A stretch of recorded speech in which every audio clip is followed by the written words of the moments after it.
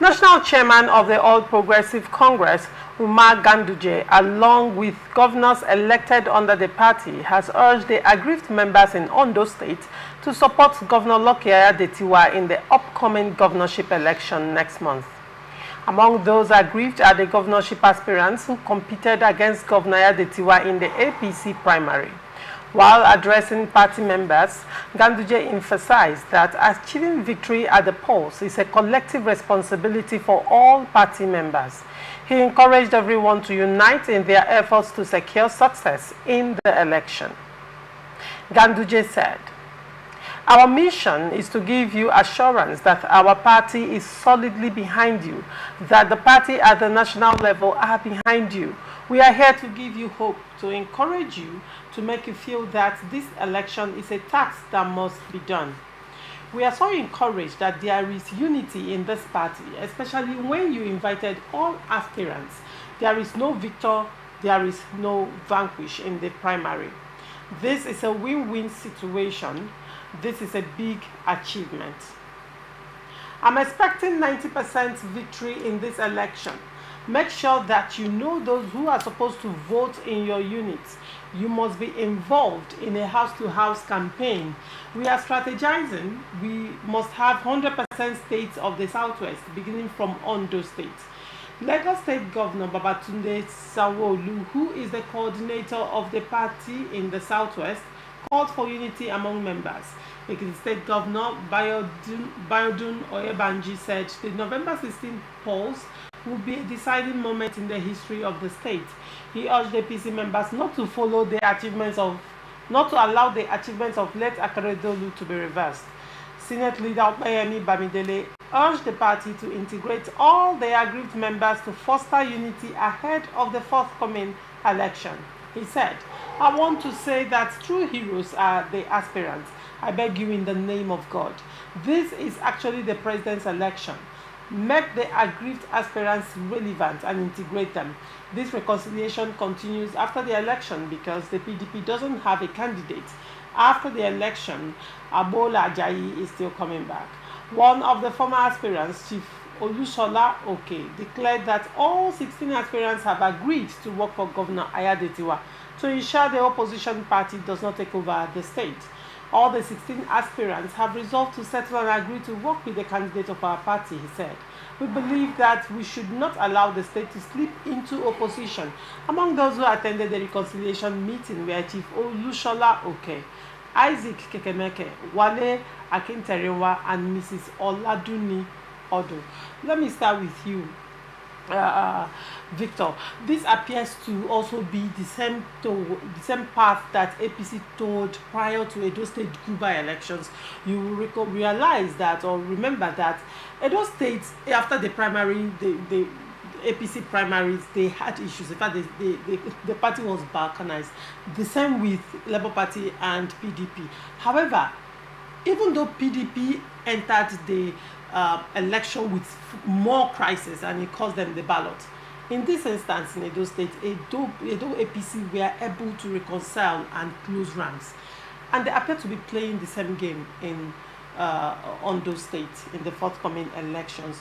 What do you make of this? Do not also forget that when Akeredolu died, there were issues with Aiyedatiwa emerging the governor, and when he even emerged the governor, the wife of late Akeredolu did not endorse him, you recall, and that faction is still there. So far, we've not heard that they've mended fences.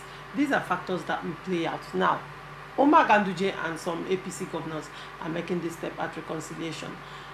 What do you make of that? Well, I think APC in this instance and Ganduje, I think they're just becoming a political party with understanding of what it takes to be a political party and what it in as much as they have the advantage of having the president, you know, a political party is a combination of different people with different interests. So there's always going to be that the management of interest, which is very important, and if it's not done properly, there will be an issue. And I see Ganduje doing, I mean, he did so in Edo State election, and he's doing same. I mean, it shows a bit of understanding of what it means to handle diverse interests, you know. But where I have my worry is in, you know, just like, I mean, you mentioned, you know, they mentioned about how political parties are not run with ideology but interest, which is true and unfortunate, because this would have been a perfect opportunity for the different political parties to actually challenge, you know, the stance of the APC. And look, it is for the people. It's a good for the people if there's competitiveness in terms of political parties. Because what it means, I am very sure that APC cannot be the only party that has people with good intentions in the state. So what I'm saying here is that APC is doing what it should do as a political party. You know, you manage interests. The thing is, people will have different, diverse view, interests, and intentions. But what is important is what the party puts forward. And even when you contest as an aspirant and you do not win, it shouldn't be a judgment condemning your participation in the party. It should be, and there should be an open book for you to still have opportunity to perform your roles in the party.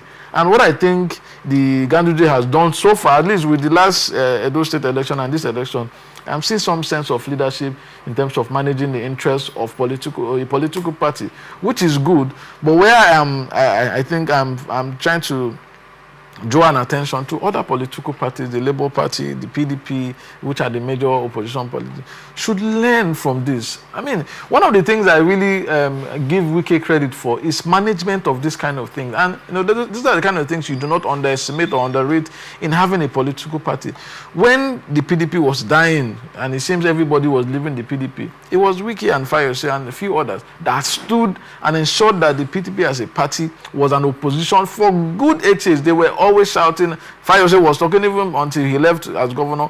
Wike continued talking and all of that. And that's what kept the opposition party, which is PDP, afloat. And I think Labour Party Labour Party and PDP should at this point understand and carry the people within, understanding that these are diverse views.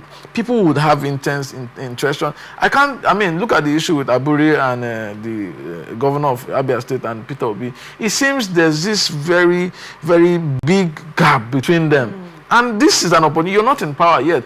Just like you mentioned, Oti is the only governor of the Labour Party in the state. Look at PDP losing Edo State, and chances that they are going to lose more states if it continues like this. So I think political parties should wake up and try as much, since we all agree that there's no ideology, try to create an ideology and run with it so that people can know where to, okay, look, this is a good place. Look at the opportunity. PDP does not have a candidate or solid candidate in this election.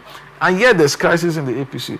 Where's the Labour Party in all of this? You know, so for me, Ganduje is doing the work of a national chairman. And so far, I think he's doing a good job in terms of managing this crisis. I just wish that other political parties could take advantage of some of these things and build a very viable, opposition. Sorry, I said opposition. Opposition, yes, of course, because that is what ensures a very rich democracy. Of course. Nze, what do you have to say to this? Victor periscoped the strength of conflict resolution team in APC, and he also did a comparative analysis and said that other parties cannot boast of having the same level of ability to resolve conflicts like you find in the APC.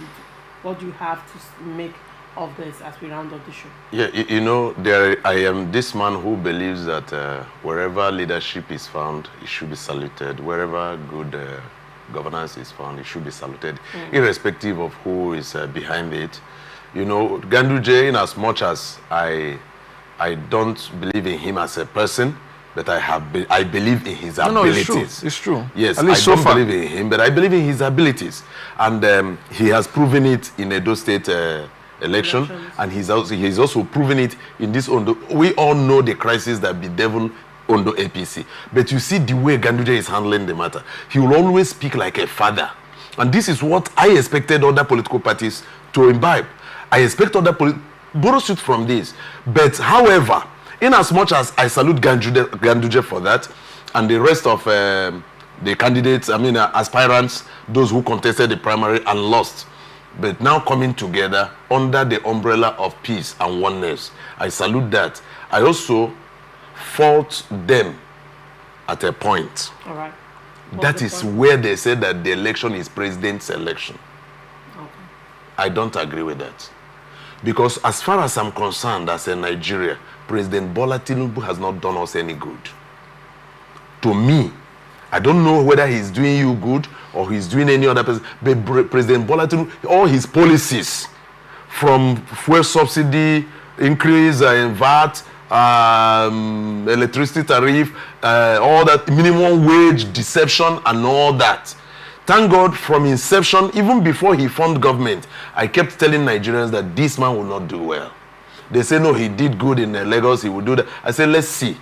His interest in Lagos was different from his interest in Nigeria now. And he has come to do the bidding of the Western world. So when they are telling the Ondo people to vote for APC because the president has interest, if I were to be Ondo, I would tell Ondo people to discard that. Yes, because it will not help us in any way. If anybody is coming to say that APC, because they are in power at the center, they will do us good if we align with them. They will do good to the few who are benefiting directly from them, and not to the masses. So I believe that Aiyedatiwa, who God, in fact, I would say that fate smiled at him, because prior to the demise of Akeredolu, he was at loggerhead with the governor, and he would have lost his seat. In fact, at some point, some caucus, he called them presidential intervention. At some point they ebbed him off. It was a presidential intervention that even sustained him. And finally, God said, okay, I still want you to be, just as his name implied, Lucky, and he became Lucky, and now he's the governor. And despite the fact that he is the governor, the wife of Akeredolu never supported him, and some other people who, are having issues with him. All I expected Lucky to do is to concentrate on governance. Give it to the people. Whether you are wooing them, that is your business, but let it be that people feel the benefit of your government. Just as we are also begging the governor of Rivers State, now that they are hitting on you, let the people feel the benefit of your government, so that we can, when we are shouting that governor should remain, we will know what we are shouting for, and not just shouting for nothing. You just couldn't help going back to Rivers State.